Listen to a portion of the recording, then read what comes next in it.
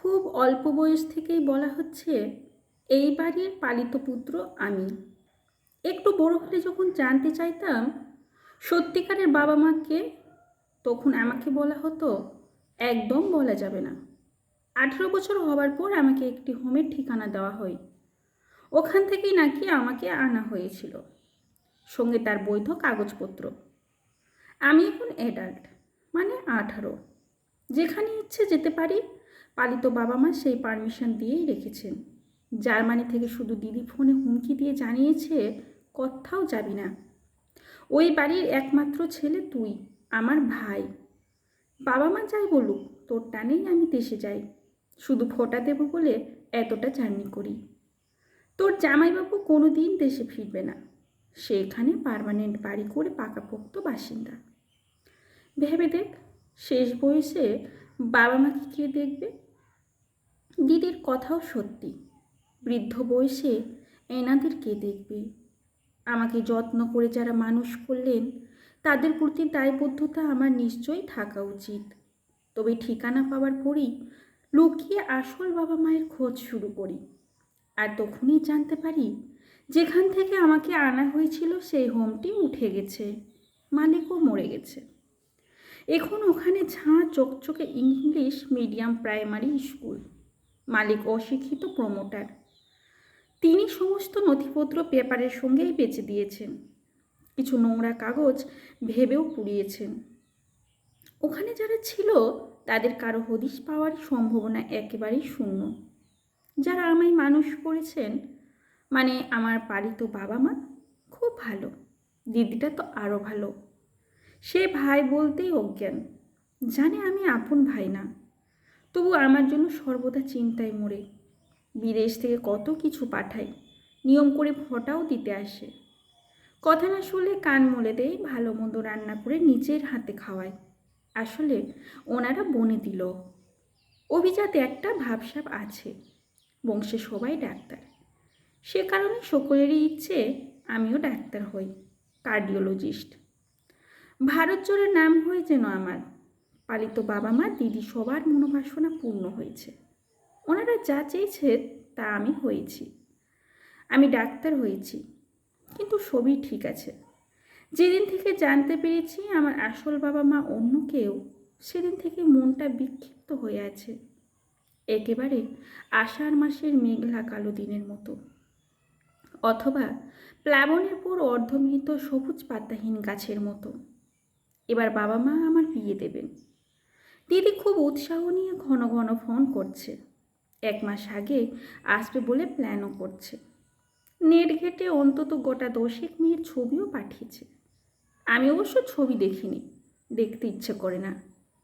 শুধু কেন জানি না মনে হয় একবার যদি মাকে দেখতে পেতাম, বাবাকে দেখতে পেতাম, আমার আসল ভাই বোনকে দেখতে পেতাম, নিজেদের ঘর বাড়ি দেখতে পেতাম, মনটা তাহলে জুড়তো। এদিন বিয়ে বাড়ি এসে মা এক অদ্ভুত কথা বলে বসলো। বলল, কিরে, অনেক তো খুঁজলি, পেলি কোনো খোঁজ খবর? আশ্চর্য, মা কী করে জানলো আমি আমার আসল মাকে মনে মনে খুঁজছি? মায়েরা মনে হয় এমনই হয়, সন্তানের সব কিছু বুঝতে পারে, আগাম জানতে পারে। কিন্তু ইনি তো আসল মা নয়, এনার বোঝার কথাও নয়। সন্তানের হৃদয়ের গোপন যন্ত্রণা ধরতে পারে মনে হয় না, তবে ইনি কী করে ধরলেন, কী করে বুঝলেন? তবে ইনি কি আমার সত্যিকারের মা? আমার সঙ্গে ছোটবেলা থেকে লুকোচুরি খেলছেন, মজা করছেন, এই সম্ভাবনা একেবারেই শূন্য। অন্তত কাগজপত্র তো তাই বলছে। মায়ের কথার উত্তর কি দেব? উত্তর দেওয়ার মতো তো কোনো ভাষাই আমার কাছে ছিল না। তবু হেসে বললাম, আচ্ছা তুমি কি করে বুঝলে আমি আমার মাকে খুঁজে বেরোচ্ছি? তোমার তো বোঝার কথা নয়। মা আমার মাথার চুল ঘেঁটে দিয়ে বলল, তোকে আমার কোলে এনে দিয়েছিল 5 মাসে। এরপর 3 বছর বুকের দুধ খেয়েছিস, জ্বালিয়ে মেরেছিস, বলেই হাসলো। তারপর অনেকটা সময় চুপ করে থেকে আবার বলল, চোখের আড়াল মানেই মনের আড়াল। তুই তো আমার চোখের মনি। তোর আসল মা হয়তো তোকে ভুলেই গেছে। হঠাৎ কেন জানি এই কথাটা আমার রাগ হলো। চিৎকার করে বলে ফেললাম, না, কক্ষনো ভোলেনি। আর ভুলতেও পারে না, এটা অসম্ভব। মা আরেকবার মিটিমিটি হাসলো, তারপরে আমার একটা হাত ধরে চোখে বিস্ময়ের ভাব ফুটিয়ে বলল, কি করে জানলি? নিশ্চয়ই খুঁজে পেয়েছিস। বল, উনি কোথায় আছেন? কবে আনবি? আমিও দেখব। কি করে এনাকে মিথ্যে বলি? মিথ্যে বললে আমার যে নরকেও স্থান হবে না। অনেকটা সময় ভেবে ধীরে ধীরে বললাম, খোঁজ পেয়েছিস? আশ্চর্য ছেলে তো তুই, আমাকে বলিসনি কেন? কোথায়, কেমন আছেন? তুই তো ডাক্তার হয়েছিস, শুনলে তোর মা খুব খুশি হবেন। বলেছিস?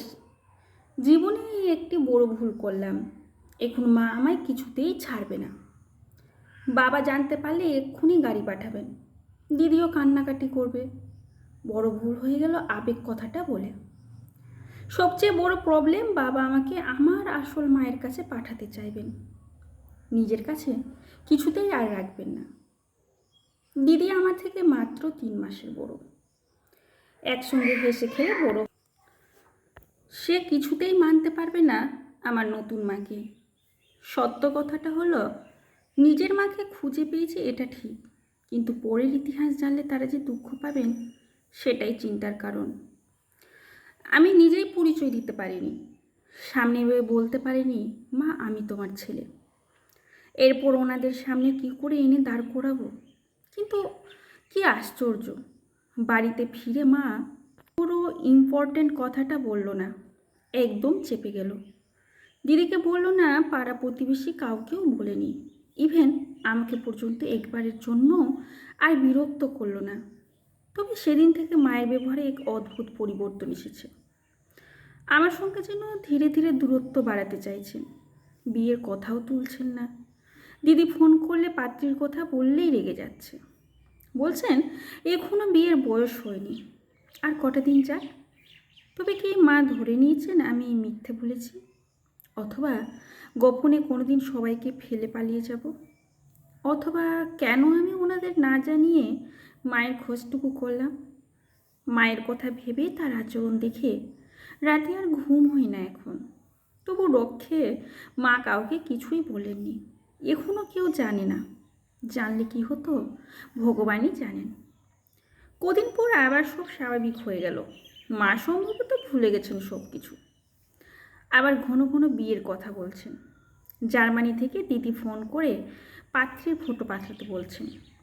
বাবার সঙ্গে তাস খেলছে, আমাকে নিজের হাতে খাইয়েও দিচ্ছেন। আগের মতো ওই মাথার একেবারে মাঝখানের চাঁদিতে গিয়ে এক প্রকার তেল ঘষছেন। আমার নাকি মাথা গরম, তেল মাখলে ঠান্ডা থাকবে। কোনো এক সাধু বাবার থেকেই এনেছে, অনেকে নাকি উপকারও পেয়েছে।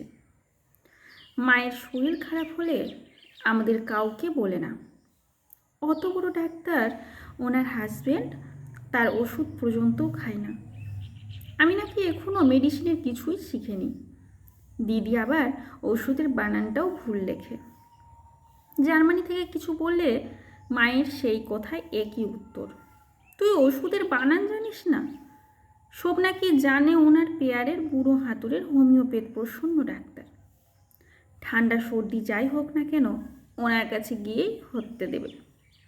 2 ঘন্টা গল্প করবে, আম্বুরুজ নিম্বুরুজ আমলকি নিয়ে গবেষণা করবে, 10 গ্রাম দূরের খালে জল আছে কিনা খবর নেবে।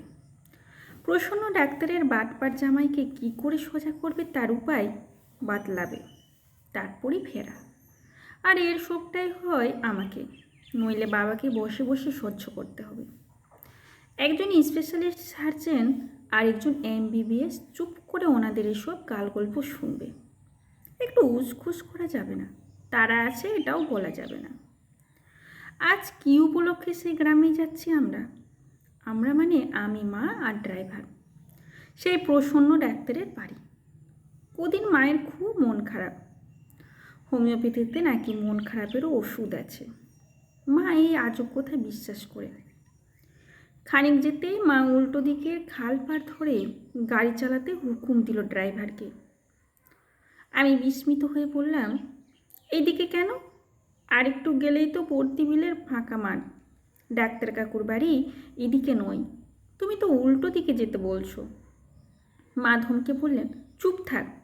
আরও খানিকটা গিয়ে বিল যেখানে শুরু, অনেক লোক নেমেছে কাজে, সেখানে গাড়ি দাঁড়ালো। মা দরজা খুলতে খুলতে আমার দিকে ফিরে বলল, জায়গাটা কিন্তু ভারী সুন্দর, তাই না রে অপু? বিরক্তিতে আমি কোনো উত্তর করলাম না।